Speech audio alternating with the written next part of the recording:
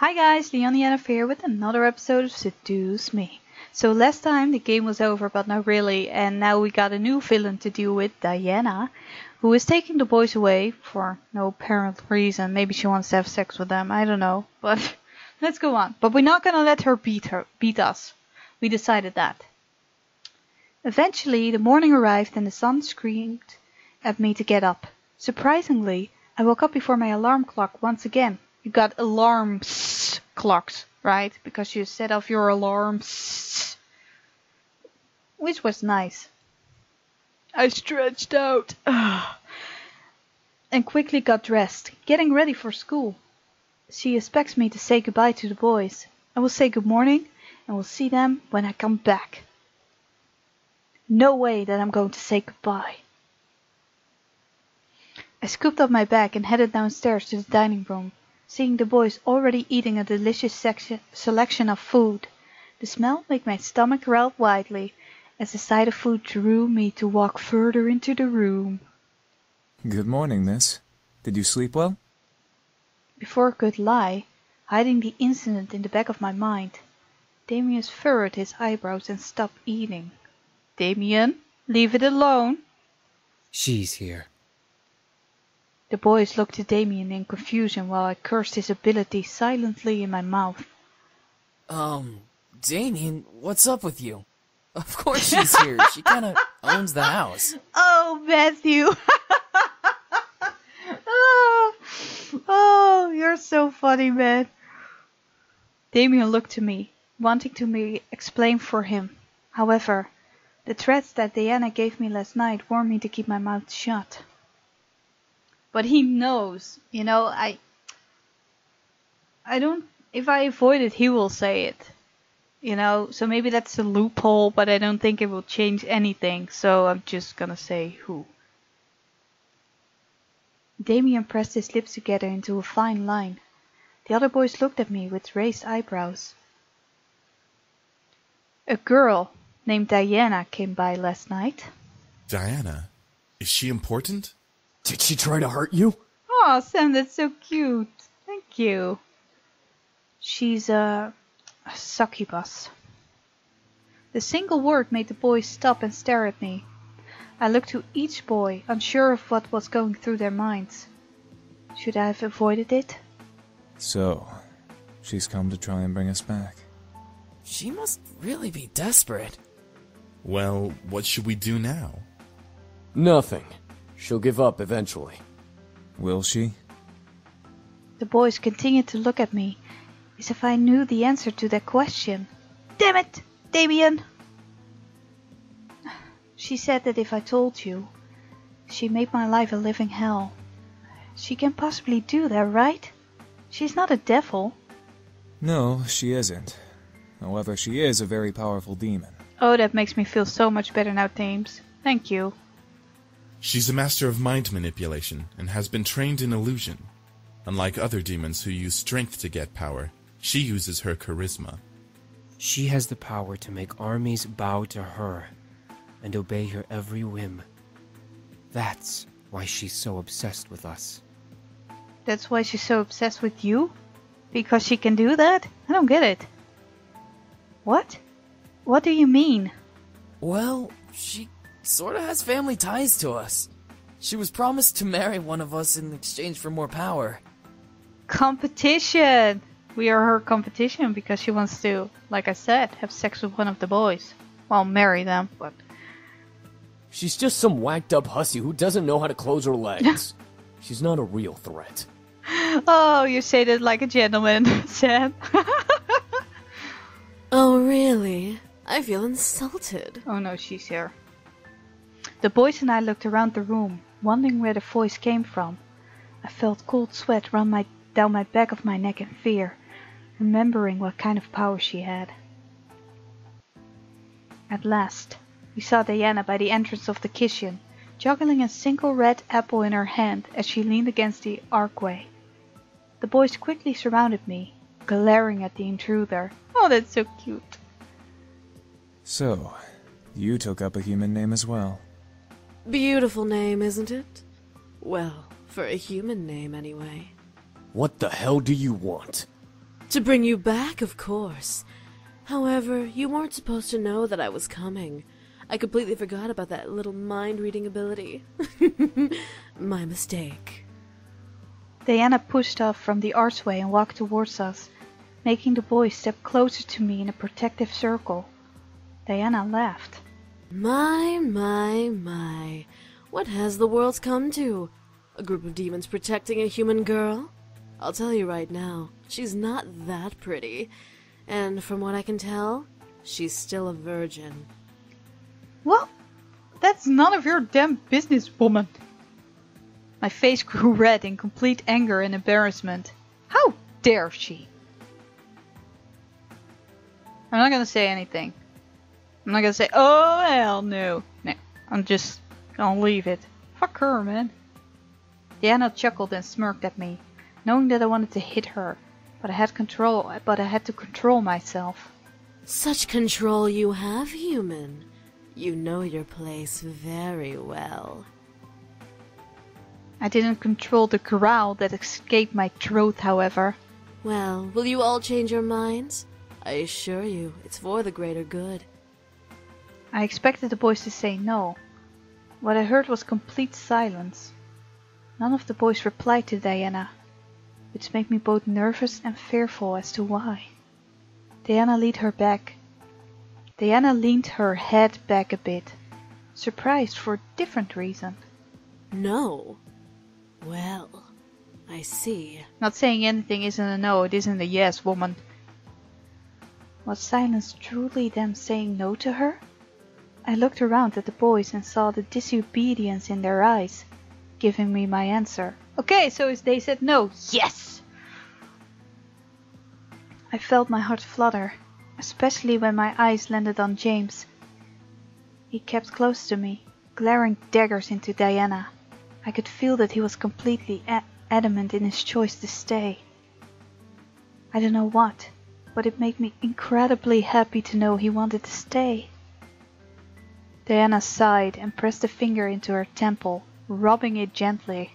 Either all of you are playing a very convincing hard-to-get game, or you all must be out of your minds. Diana then looked at me, locking her gaze with mine as if to read me. I could tell she wanted to do something, but the boys would stop her, so the stare was her only available action. After a small moment of silence, Diana licked her lips before breaking the gaze battle and smiling to the boys around me. Very well. I guess I'll take my leave now. What? Her leave? Was she serious? The boys around me straightened up and grew confused looks on her faces as Diana stepped back and away from us with a small bow, flaunting her cleavage. Well, it's probably very nice. Without other words, a deep purple pentagram appeared under her feet, and Diana's body slowly sank into the floor. As her head vanished into the floor, the pentagram vanished. At once, the boys relaxed and slowly began to return to their spots at the table, each deep in thought. She'll be back, but she won't kill us. She needs us alive. Whatever. We'll just keep saying no. She can't force us to come back. She can't do anything but annoy us. Eventually she'll give up. That's the hope, anyway. Well, she can kill me. Hopefully. James walked over to me and gently caressed my cheek, looking at me with a comforting smile. There's no need to worry. I promise she won't hurt you. I nodded, feeling that he was telling the truth, or at least a hopeful and comforting thought. James kissed my forehead, however, making me blush and forget what I was thinking about. The sound of collective chuckles and playful snickers whispered through the air, making me blush even more. But a sudden growl that erupted from the man above me made the laughter stop. I didn't see James' face, but I could tell he was glaring at his brothers with his lips on my head. He and I pulled away from each other, just as the sound of Naomi's car appeared. I quickly ate my food, waved to the boys and left, confident that nothing was going to happen. Never, ever say that nothing will happen before the day is over. Oh no, it's not gonna be good, is it? I avoided talking about the ride back home yesterday, saying that the ride was a one-time thing. I'll be riding with you guys from now on, to Annette from school. The girls seemed very happy. We entered the school, quickly gathered our things from our lockers and headed to class. There were no events to our surprise. History wasn't exactly fun, but the teacher was great. At least he would have been great if he was in class in that day. Naomi and Suzu took their seats around me. Suzu in front of me, Naomi beside me. Before the class bell rang and the class was greeted by the dean. Students, you'll be having a substitute for class today. Everyone meet Miss Diana. Oh, she's here. She's gonna be my teacher. That's not good. That's not good. Oh no. There you are again. My heart stopped. At the door with the dean was Diana, looking over the students and smirking as her eyes landed on me. She strutted to the teacher's desk, ignoring, or welcoming, the whispers from the other students, before sitting on the wood and crossing her legs. Thank you, Dean. You can go now. With a wave of Diana's hand, the dean left the classroom, closed the door, and left the area. Diana smiled at us, making my stomach turn. What was she going to do? So, history. History. Such a silly thing, isn't it? I mean, what do we care about the past? We're in the present. To the rest of the class, including Naomi and Suzu, hesitantly nodded in agreement, unsure about this new teacher, but willing to listen to more of what she had to say. The present is so full of wonderful things. While the labors of the past are the reason we have many things, it is our chance and privilege to utilize what has been given to us. Her charm was almost infectious. The class was practically starting to eat out of her hand. I looked around to see classmates grinning and agreeing with Diana. I pressed my lips together as I fervently listened. I had no choice. What's even funnier about human beings is that some of the bits of history we hear as either made up or completely biased to one side. It's like a story you read as a child. You hear of the princess and the prince, and they live happily ever after. But what about the family she left behind? What of her friends? The student listened and agreed intensely to her words. I could tell, however, that these words were all targeted at me. The original story of the Little Mermaid, a perfect example of biased opinion. Here we have a girl who thinks she can be with this prince, but this prince has to marry a princess. What would happen if the mermaid had her way? What makes the mermaid so important that the princess has to suffer the consequences? It doesn't matter what happens to the princess, or keep quiet. Well, it does matter what happened to the princess. I just would say that if the prince loved the mermaid, then he shouldn't marry the princess. But it matters what happened to the princess, though, so I'm gonna keep quiet. I know it's not talking back to her, but the point, I really don't like it. I kept my mouth shut. There was no way I was going to let her get to me. Despite her being the teacher, I was going to ignore her. There was no telling what she could do if I talked back. Diana looked at me, expecting me to speak, but I merely stared at her. A smirk graced her face. A glare graced mine. I didn't need to win. I didn't need to fight to win. It's still something to think about, however, as we think of this story. It's so easy to believe that the mermaid was the heroine. But what of the poor princess? Why should the princess suffer the antics of a mermaid? The princess didn't do anything wrong to her. More nonsense. I knew this was all subliminal message to me, to make me pity her. My anger didn't allow any leeway to feel pity for her. How long was she planning to drag this out? She wasn't a real teacher. Diana continued to rave about the injustice the princess had to suffer, though while the mermaid was in the prince's side. To Diana, it was injustice. To me, It was a fairy tale. The boys chose me. He chose me. She wasn't going to convince them otherwise, and I wasn't going to let her. Diana stretched her arms up, making an obvious sexual noise that made some of the boys in class swift in their seats. I rolled my eyes. Oh my. Ugh. Well, that's enough about fairy tales. After all, the Little Mermaid was fated to lose her prince in the original story anyway. It was for the better, though.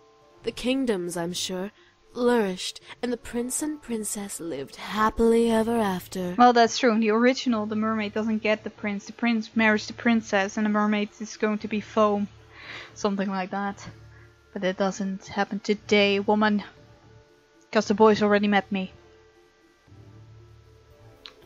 Not a word of how can be so sure. I'm gonna say how can be so sure because who says they got their happy ending? And I'm not saying it's also letting her not winning, but I like this point, so how can you be sure? Finally, I spoke up. I felt ballsy enough to challenge her at last. The other students in the class, including Susie and Naomi, turned to look at me in both shock and confusion. Diana looked over me and smiled kindly. Because I have a hunch. What if the prince was terribly unhappy? Could the princess live with herself knowing that the man she married was unhappy? In that case, the prince and princess's senses of duty would overrule emotion. Their kingdoms would flourish nevertheless, making their people love them and live happy lives. She got a good point. Fuck it. Another excuse. She wasn't answering my question. So the prince is supposed to suffer a marriage he doesn't want for the sake of his kingdom? It happens all the time in reality. Arranged marriages happen to bring families together and bring wealth out of poverty. That doesn't make it right. The other students applaud me, knowing that what I was saying was right. Ooh, yes, we took the right one. Lianne pressed her lips into a thin line out of irritation, signaling my victory. Gotcha, bitch. Lianne then stopped talking and looked to the clock on the wall, reading it quickly. This class had barely begun. Why was she looking at the time? Diana leaned against the blackboard and smiled to us. I became worried. You know what? School isn't important. Everyone, go ahead and head home. Take the week off. Excuse me. Excuse me. The students suddenly began to chat happily or in confusion of the situation. Many thought it was a dream come true. Others knew better. Before anyone could protest, however, Diana pressed a finger to her lips and counted down her fingers in the air. 3, 2, 1. The speakers of the classroom gently awoke, giving us an announcement we would never believe. Attention students! Due to an emergency faculty meeting, we will be closing school for the remainder of the day and this entire week. Please leave the school quickly and quietly and have a good rest of the week. Well, on the other way, she lets see how powerful she is. She's very powerful. On the other hand, she didn't influence the kids. So I think she's not as bad as she seems, because she could have hurt the kids, could mesmerize them. But she didn't. She even let me win my point. Although the class she could have enthralled and make her choose her side. But she didn't. So I don't know if she's as bad as she seems though. She used her powers on them. Damn it. I felt the need to stop her. But how could I stop a demon in the middle of a public area? Diana smiled before gesturing to the door. Have a nice week off. School will resume next week. Many of the students flied out, chatting to each other about new impromptu plans. Susie was beyond happy, but Naomi was hesitant. Before we could pack up and leave, however, Diana stepped to us. Oh no, don't make me regret my word, Diana. Excuse me, little miss. I'd like you to stay a little while. There's something we need to discuss. As Diana looked at Susie and Naomi, she snapped her fingers, making my friends tense up. You two can head home. Don't worry about your friend until next week, okay? If you contact her, she won't reply, so don't bother. If she contacts you, ignore her. because she's just fine. Okay, it's not the worst that she could do to them. It's not nice. Give her that, but not as bad as I expected what she was going to do. As if commanded, Susie and Naomi left the room. I tried to march after them, but Lianne stepped into my path, warning me with her eyes that I followed. There would be hell to pay. I had lost my 2 friends, at least for the week. Diana and I were alone, just like she wanted. I slammed my hands on the desk in front of me and I glared at Diana. What are you doing and what are you thinking? What? Do I not make a good teacher? I figured you should have a little lesson, so I took matters into my own hands. Whatever you're trying to do won't work. You really think so, dear? And what makes you so sure about that? What was making me so sure? Why was I confident? Were the boys worth this? My thoughts began to fill with doubt. All the uncertainties about this whole ordeal began to cloud my mind. If the boys were ever found out, there'd be hell to pay. Was it worth it? What about Diana? What would she do to me? Would she make my parents forget about me completely? Would she ruin my friends' lives out of spite? In my gut, I felt a stone of confidence trying to fight back, but the heaviness of my thoughts began to dissolve that stone little by little.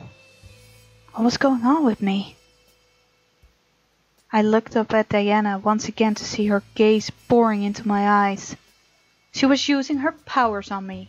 This time, I was away from home, so I couldn't escape. Or could I? Did I want to? The way she stared at me made me feel warm and fuzzy inside my chest. I felt like melting. Okay, this is gonna be a longer episode. I wanna close this classroom chapter up. So enjoy some sexy Diana time. Diana lifted a hand under my chin and ran her thumbs over my lips, licking her own. I could feel little shots of energy zipped from under my skin into my chin where she held me. Now, let's have a little taste of that sweet, virginal sexual energy. Ugh. Okay, let's go. I watched as she leaned in, ready to kiss me and take my energy. Half of my body felt elevated at the idea. The other half completely rejected it and didn't even want her to touch me. James. Suddenly, Diana stopped in her tracks. James, who is... It then dawned on her. Ah, one of the boys. Why don't you tell me which boy is James? I felt myself nod in compliance. The oldest. Diana giggled in reply before letting go of my face and stepping back. Really? The eldest son with you? I nodded once again, but this time it was partly my decision to reply. Diana let out a sound that mimicked a cat's purr before stepping away from me. All right then. Well, if it's the eldest son you're infatuated with, you should really rethink your romantic options. No, I do not. He's awesome. Diana chuckled before kissing my nose, where I felt a shot of energy zap out of my body, almost making me dizzy in recoil. Diana then turned to the desk and sat on the wood, crossing her legs. You can go now. Remember, no class for the rest of the week. And how am I supposed to get home? My 2 friends left me here thanks to you. Oh, were they your ride? My apologies. Let me help then. Diana then lifted her hand and snapped her fingers. I suddenly felt the floor sink from underneath me, forcing me to look down. A purple pentagram surrounded my feet, pulling me into the ground. Whoa! Okay, I'm gonna stop it right here. I don't know where she gets us to. I hope not hell or something like that. Thank you guys so much for watching. So Diana is now aware of the relationship I have with James. Well, the starting relationship I have with James. And I think she's gonna misuse that, so I'm a bit worried about that. Well, we will see you in the next episode. Thank you guys all for watching. I'll see you in the next episode of Seduce Me. Bye bye.